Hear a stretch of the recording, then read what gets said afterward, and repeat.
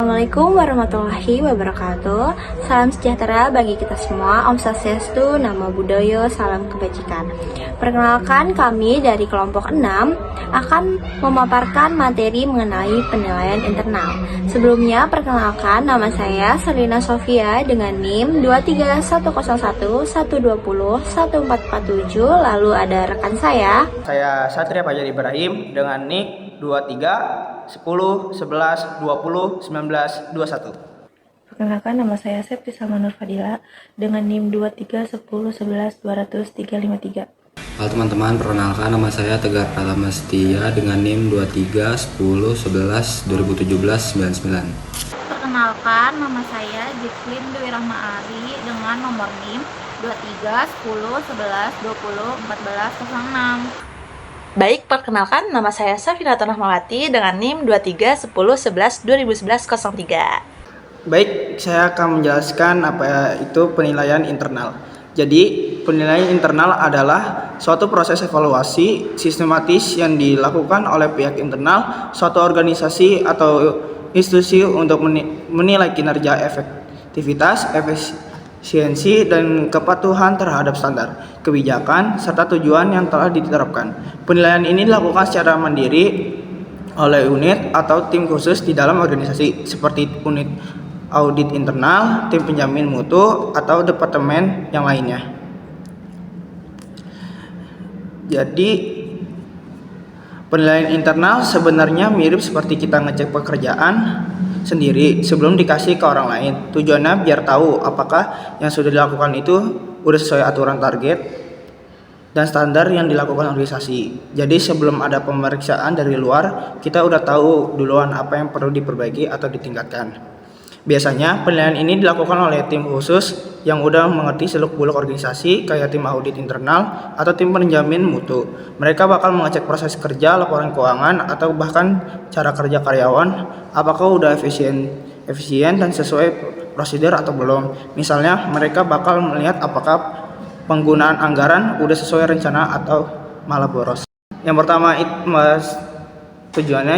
itu adalah menilai pencapaian tujuan organisasi. Jadi tujuan ini berarti penilaian internal dilakukan untuk mengetahui apakah kegiatan dan program yang dijalankan organisasi sudah berjalan sesuai rencana dan target yang telah ditetapkan.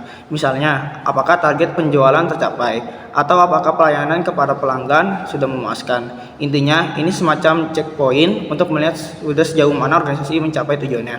Yang kedua ada mengidentifikasikan kekuatan dan kelemahan. Penelitian internal juga bertujuan untuk mengetahui bagaimana sudah bagus kekuatan dan bagaimana yang masih lemah dan butuh perbaikan. Misalnya, kalau sistem kerja di bagian keuangan sudah rapi, itu jadi kekuatan. Tapi kalau bagian pelayanan pelanggan masih sering salah tangani komplain, itu jadi kelemahan yang perlu dibenahi.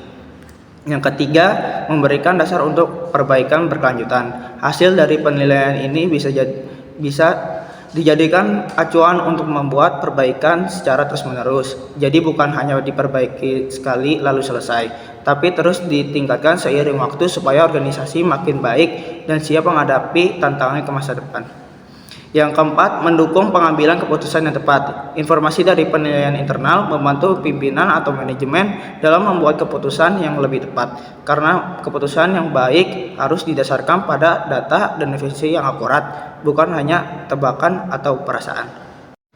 Selanjutnya, saya akan membahas apa itu hakikat audit internal. Hakikat audit internal adalah proses evaluasi secara independen dan objektif yang dilakukan di dalam organisasi untuk menilai efektivitas pengendalian internal, manajemen risiko, dan proses tata kelola. Tujuannya adalah untuk memberikan nilai tambah dan perbaikan terhadap operasional organisasi melalui pendekatan yang sistematis dan disiplin. Audit internal membantu organisasi mencapai tujuannya dengan memberikan rekomendasi yang meningkatkan efisiensi dan kebutuhan terhadap serta peraturan yang berlaku. Jadi audit internal itu pada dasarnya semacam pengecekan dari dalam yang dilakukan oleh tim khusus dalam organisasi. tapi mereka bersikap independen dan objektif, artinya meskipun mereka bagian dari organisasi, mereka harus jujur dan netral dalam menilai. Mereka nggak boleh berat sebelah atau menutupi masalah karena tujuan utama mereka adalah membantu organisasi jadi lebih baik. Selanjutnya, kekuatan-kekuatan internal. Apa sih kekuatan internal? Kekuatan internal adalah seluruh keunggulan, sumber daya, dan kompetensi yang dimiliki oleh suatu organisasi atau perusahaan yang dapat memberikan nilai tambahan dan keunggulan yang dapat membedakan dibanding pesaing lainnya. Kompetensi khusus atau dikenal sebagai kompetensi distraksi adalah kemampuan suatu organisasi yang tidak dapat dengan mudahnya ditandingi atau ditiru oleh pesaing lainnya. Strategi ini bertujuan untuk memperbaiki kelemahan organisasi atau perusahaan dan dapat mengubah kelemahan ini menjadi kekuatan, bahkan bisa jadi menjadi kompetensi khusus. Selanjutnya, proses melakukan audit internal. Proses audit internal adalah pengumpulan, asimilasi, dan evaluasi data tentang operasi perusahaan. Menurut William King, faktor penentu keberhasilan terdiri dari kekuatan dan kelemahan. Ia mengatakan bahwa satuan tugas manajer dari berbagai unit organisasi didukung oleh karyawan. Harus diarahkan pada identifikasi 10 hingga 20 kekuatan dan kelemahan penting yang dapat mempengaruhi masa depan organisasi. Pandangan berbasis sumber daya atau Resource Based View atau RBV menekankan pentingnya sumber daya internal perusahaan dalam menciptakan dan mempertahankan keunggulan yang kompetitif, yang mulai populer sejak tahun 1990-an. Dipelopori oleh Jay Barney, RBV menyatakan bahwa kinerja perusahaan ditentukan oleh aset internal, bukan hanya faktor eksternal. 3 kategori sumber daya utama. Yang pertama ada fisik, yaitu mesin, teknologi, lokasi, dan bahan baku. Yang kedua ada manusia, yaitu karyawan, keterampilan, dan pengalaman. Yang terakhir ada organisasi, yaitu sistem, proses, paten, dan merek. Keunggulan kompetitif berkelanjutan hanya tercapai jika sumber daya bersifat yang pertama bernilai, yang kedua langka, yang ketiga sukar ditiru, dan yang terakhir tidak tergantikan. Menyatukan strategi dan budaya perusahaan. Budaya perusahaan adalah pola perilaku yang terbentuk dari proses adaptasi eksternal dan integrasi internal, serta menjadi pedoman perilaku bagi anggota organisasi. Budaya mempengaruhi semua bagian organisasi dan berperan besar dalam mendukung atau menghambat strategi. Unsur budaya organisasi yang pertama, nilai, kepercayaan, simbol, bahasa, mitos, cerita, pahlawan, ritual, dan lain-lain. Yang kedua, seringkali tidak terlihat, sulit diukur, dan tidak disadari secara langsung. Catatan penting, budaya dapat menjadi kekuatan, misalnya etos kerja tinggi, atau hambatan, misalnya resistensi terhadap perubahan, atau audit budaya penting dalam proses manajemen strategis. Baik, materi selanjutnya yaitu budaya asing dan budaya sendiri. Manajer yang beroperasi di pasar global perlu memahami dan menghormati budaya, nilai, dan norma-norma yang ada di negara tempat ia berbisnis. Hal ini sangat diperlukan untuk mempererat hubungan antara kolega, pelanggan dan mitra bisnis di negara tersebut. Yang pertama itu ada di Jepang dengan konsep WA, menekankan keselarasan kelompok dan harmonis sosial. Hal ini tuh penting untuk membantu kerja yang lebih produktif. Lalu di Cina dengan konsep Guanxi menekankan hubungan pribadi dan jaringan saling percaya. Hal ini tuh berguna untuk kinerja berkelanjutan, hubungan yang berkelanjutan. Lalu di Korea ada Inhwa mengacu pada keselarasan berdasarkan hierarki dan rasa hormat terhadap otoritas.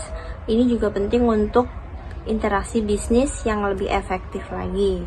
Di Eropa terdapat fokus keseimbangan kerja dan kehidupan serta hak-hak pekerja yang kuat dengan perbedaan dalam gaya manajemen antara utara dan selatan. Di Amerika Serikat, pendekatan lebih berorientasi pada hasil jangka pendek yang bisa bertentangan dengan gaya manajemen Asia yang lebih kolektif dan berorientasi pada jangka panjang.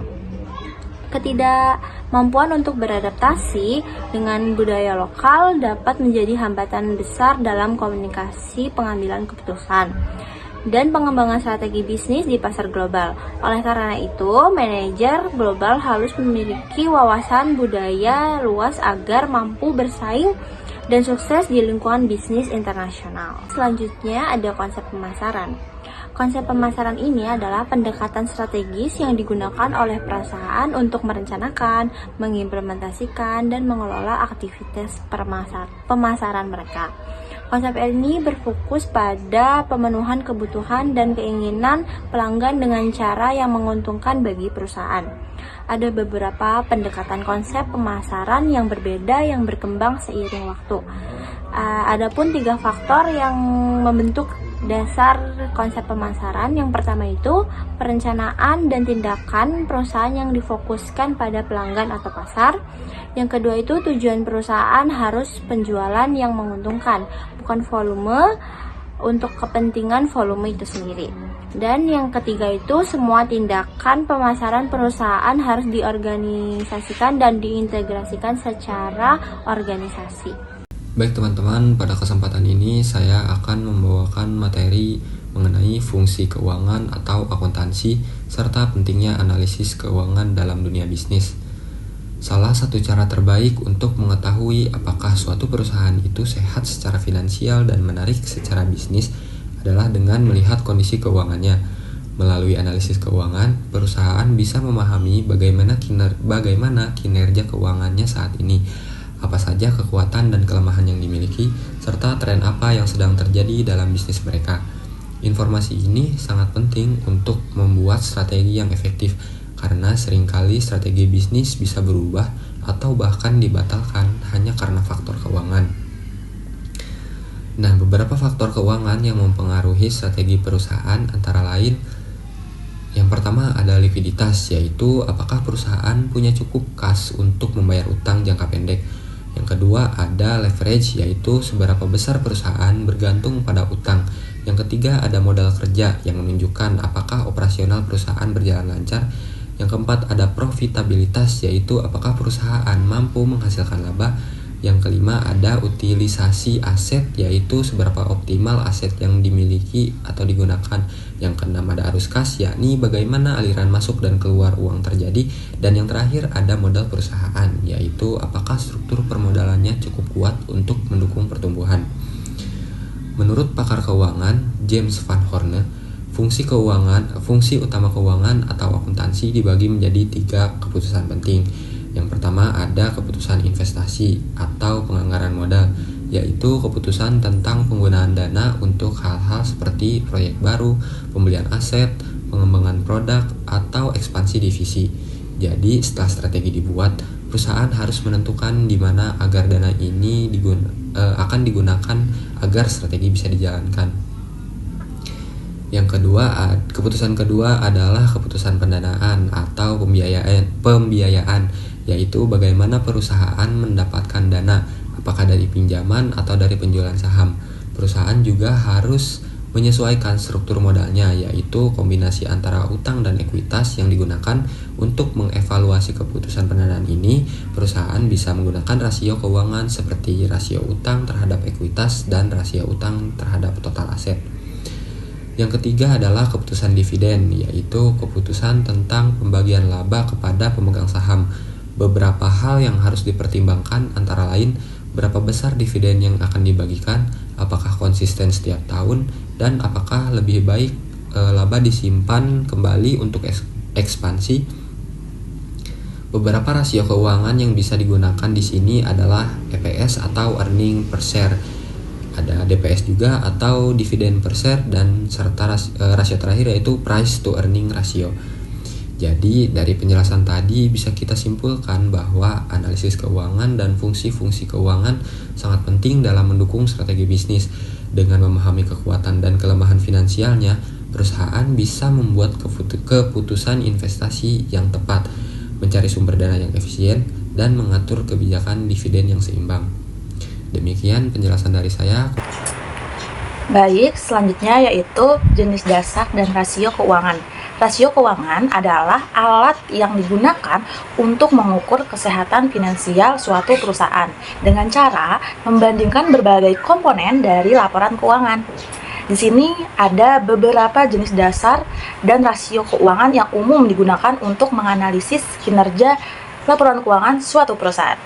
Yang pertama yaitu ada rasio likuiditas yang terbagi menjadi dua, yaitu rasio lancar dan rasio cepat. Di sini, rasio lancar yaitu mengukur kemampuan perusahaan untuk membayar kewajiban jangka pendek dengan aset lancar dengan formula current ratio sama dengan aset lancar dibagi dengan kewajiban lancar.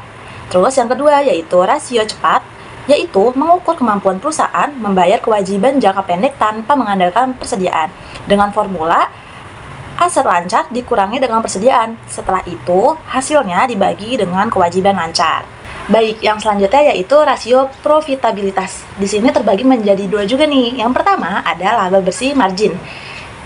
Laba bersih margin ini menunjukkan seberapa banyak laba bersih yang dihasilkan perusahaan dari pendapatan total dengan formula laba bersih dibagi dengan pendapatan total. Setelah itu jumlahnya dikalikan dengan 100.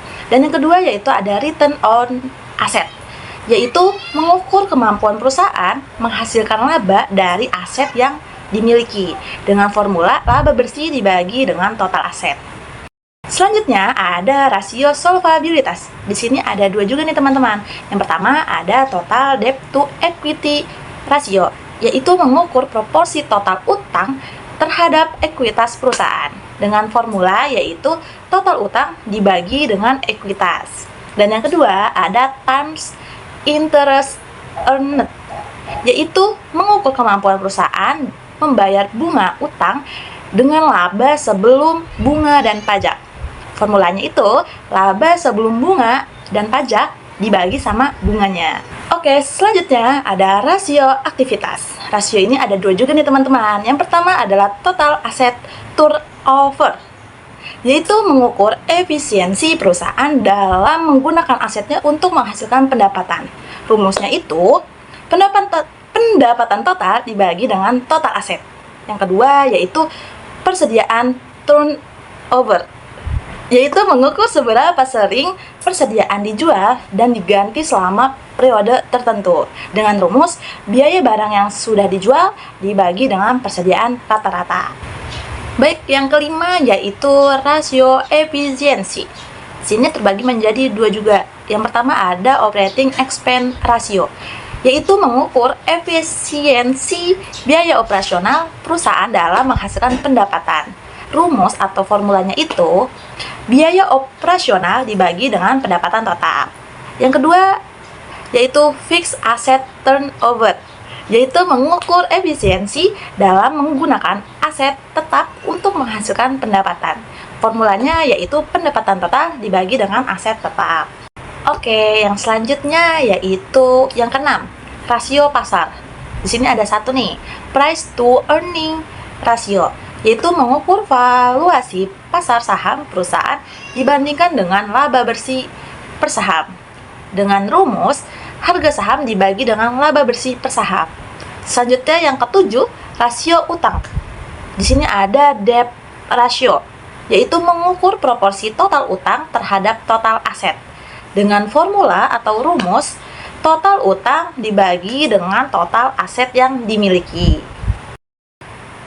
Jadi, kesimpulan dari materi yang sudah dijabarkan bahwa penilaian internal ini membantu perusahaan memahami kekuatan dan kelemahan internal untuk menyusun strategi yang efektif. RBV menekankan pentingnya sumber daya internal, sementara budaya organisasi dan analisis keuangan juga sangat berperan dalam mendukung keberhasilan manajemen strategis. Jadi, sekian dan terima kasih.